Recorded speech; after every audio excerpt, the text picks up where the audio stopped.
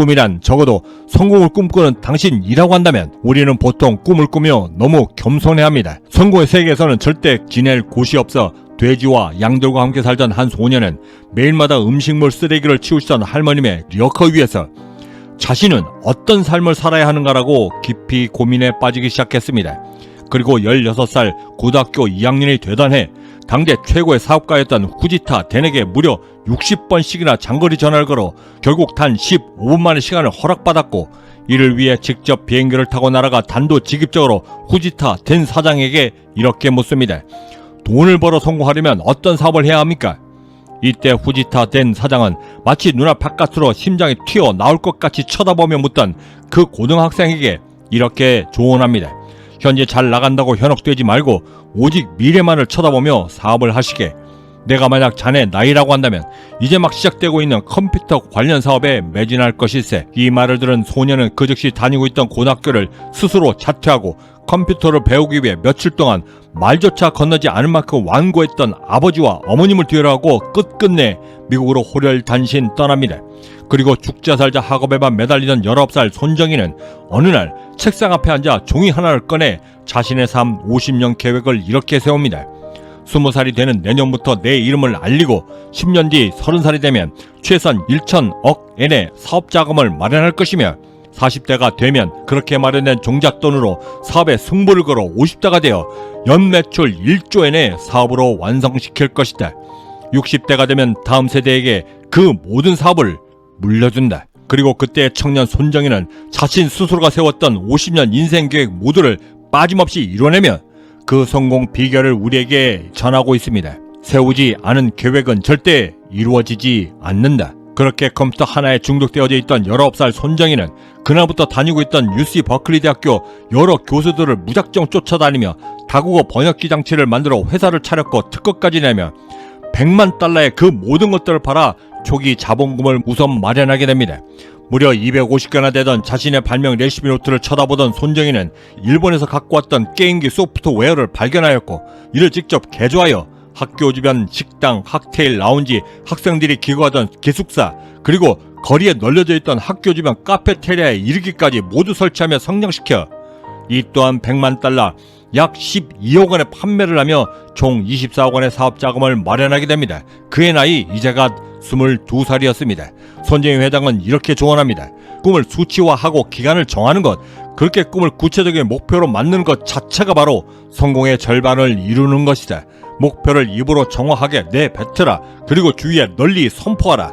이 두 가지만으로도 당신을 매몰차게 몰아세우는데 그만한 특효약도 없는 것이다. 이를 위해 우리가 함께 해야만 하는 성공 행동 강령은 행동으로 즉각 옮기며 무마다 여길 정도로 절대적으로 매달리는 것이 그중 하나요. 두 번째는 어떠한 순간이라 할지라도 절대 만족치 않고 정진해낼 것이며, 세 번째는 그것이 제 아무리 근거 없다 할지라도 그 모든 것들을 반드시 나로 인해 이루어낼 것이다 라고 내 자신을 맹신해내는 것입니다. 꿈의 무대를 전 세계로 펼쳐라. 우수한 성적으로 대학을 다니고 있던 청년 손정희는 담당 교수가 하버드 대학원 진학 추천서까지 써줄 만큼 강력히 대학원 진학을 권유했지만 자신의 원래 목표대로 대학 졸업만을 계획했고 졸업 즉시 일본으로 돌아가 마련된 자금으로 사업 구상에 들어가게 됩니다.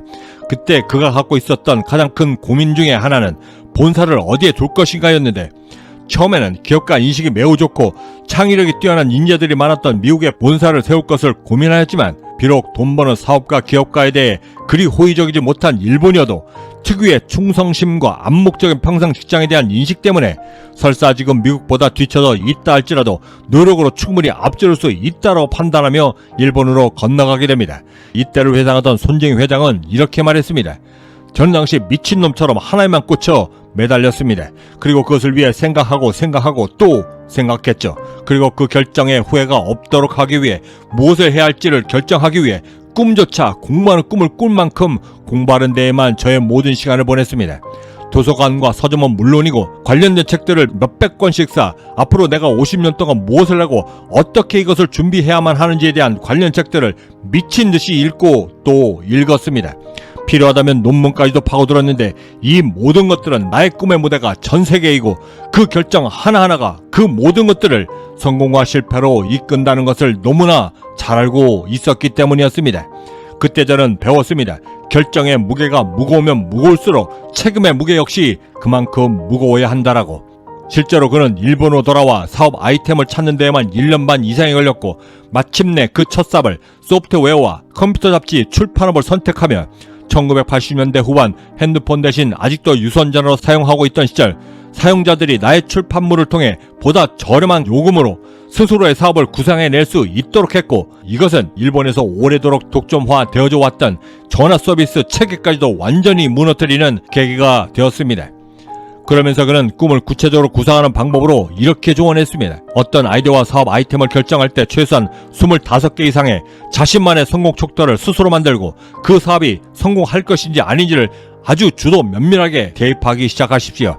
이런 꿈을 키울 때 아주 유효한데 그중 하나의 방법을 하나 말씀드리자면, 저는 항상 50년 이후를 기준으로 하여 그 이후에도 여전히 그리고 꾸준하게 성장할 수 있을 것이다 라고 판단된 사업에만 저의 모든 것들을 투자합니다. 그래야만 내가 그 사업과 사랑에 빠질 수 있기 때문이죠. 말로 선포하고 꿈에 철저한 노예가 되라. 25살에 자신이 직접 세웠던 소프트뱅크를 38살이 되던 해 일본 주식시장에 상장시키며 순 자산만 100억 달러를 단 3일 만에 벌어들이며 단번에 전 세계에서 가장 부유한 사람 랭킹 5위 안에 들게 됩니다. 그는 이 꿈에 대한 선포를 이미 회사를 처음 설립한 그날 직원이 단 2명이었을 때 사과 박스 위에 올라서서 이렇게 말로 선포했었습니다. 지금 당신들이 입사한 이 회사는 30년 뒤 두부 가게에서 두부를 세는 것만큼이나 쉽게 매출을 올릴 것이고, 그 단위가 1조 혹은 2조 단위가 될 것이면 물론이고 1000억, 5천억은 숫자로도 보이지 않아 자연스럽게 절삭하게 될 것이다. 그리고 이 망언에 가까웠던 그의 약속은 30년도 채 되지도 않아 매출 100조 원의 회사로 성장시켜버립니다. 그리고 몇 년 뒤 그는 자신 회사의 몸집에 12배나 컸었던 세계 최대 정보기술 IT 전시회 컴덱스를 인수하겠다라고 꿈을 품었고, 그 즉시 이를 입으로 시인하기 위해 1993년 실제로 셸던 아델슨 컴덱스 사장을 직접 찾아가 기업 인수를 선포하게 됩니다. 이때 컴덱스 회장은 젊디 젊은 손정희에게 이렇게 이야기했습니다. 돈은 있는가? 이에 대해 손정희는 아주 당당하게 이렇게 이야기했습니다. 지금은 없다. 하지만 내 명함을 보면 알겠지만 내 회사 이름이 뱅크다. 은행처럼 언젠가는 돈이 무더기로 들어올 것이다. 이렇게 선포했던 그는 실제로 2년 뒤에 이 컴덱스를 8억 달러에 인수하며 단번에 전시회 업계 1위로 등극하게 됩니다. 성공하고 싶다면 책을 곁에 두라. 지금의 손정희 회장을 있게 해준 인생 좋은 자 후지타 된 사장을 만난 것도 모두 그가 썼던 책을 통해서였습니다. 그리고 1983년 봄 회사 내 정기 건강검진을 통해 알게 된 만성간염으로 5년 시한부 인생을 선고받아 정신과 마음 모두가 무너져 헛마음으로 지내고 있을 때 그를 다시 이렇게 세워 중심을 잡아준 것도 2권의 책, 중국 춘추 전국시대 전략가 손무가 쓴 손자병법과 사카모토 료또가 쓴 자신의 일대기, 그것이었습니다. 그리고 그는 이 2권의 책을 비롯해 총 4,000권에 이르는 책을 병상에서 직접 접했고, 이를 통해 다음 30년 소프트뱅크 경영 원칙을 세우면 물론이고 내가 왜 지금 다시 일어서야 하고 일어선 후엔 어떤 마음으로 세상을 살아가야 하는지에 대한 이유를 찾아 곧바로 소프트뱅크로 복귀하게 됩니다. 분신할 각오로 덤비라. 손정희 회장을 일컬을 때 비즈니스 세계에서는 목표를 위해 좌고우면하지 않는 타고난 승부사다라고 일컫습니다. 일본 총무성이 대주주였던 통신업체 NTT가 소프트뱅크 통신공사를 매우 지능적으로 방해하고 있을 때 손정희 회장은 직접 총무성 담당 과장을 찾아가 옆에 서 있던 직원에게 갑자기 라이터를 빌려달라 말하며, 지금 당장 시정 조치하지 않으면 내가 지금 들고 있는 이 석유통을 내 몸에 직접 뿌리고 당신이 보는 앞에서 분신할 것이다. 이를 직접 눈으로 보고 싶지 않다면 지금 당장 시정하라. 그의 그 강한 결기에 결국 그 담당 공무원은 그 자리에서 모든 조치를 곧바로 해결하게 됩니다. 우리는 보통 꿈을 꾸며 너무 겸손해합니다. 성공의 세계에서는 절대 겸손을 겸손하게만 받아들이지 않습니다. 오히려 무능함과 무능력한 사람으로 판단하며 또한 그렇게 대합니다. 손정희 회장의 마지막 인생 조언을 전해드리며 마칠까 합니다. 경제적 자유민의 행복한 부자를 꿈꿉니다. 그리고 보통 사람들의 평범한 꿈들이 모여 비범해질 수 있도록 함께 만들어 나가는 공동체 채널이기도 합니다. 구독과 좋아요, 알림 설정은 그 거대한 꿈을 시작하실 수 있는 아주 작은 실천의 시작이 될 것입니다. 지금까지 경제적 자유민이었습니다. 감사합니다. 지금도 포기하고 싶은 당신을 결정하는 것은 지금 포기하겠다라고 마음먹은 바로 당신이다. 그럼에도 불구하고 나는 뚫고 나가겠다라고 만드는 건 역시도 당신 마음이 그렇게 결정했기 때문에 당신이 그렇게 되는 것이다. 나는 지금껏 내 인생 50년 계획을 모두 이뤄내며 매우 중요한 3의 원리 하나를 깨우치게 되었다.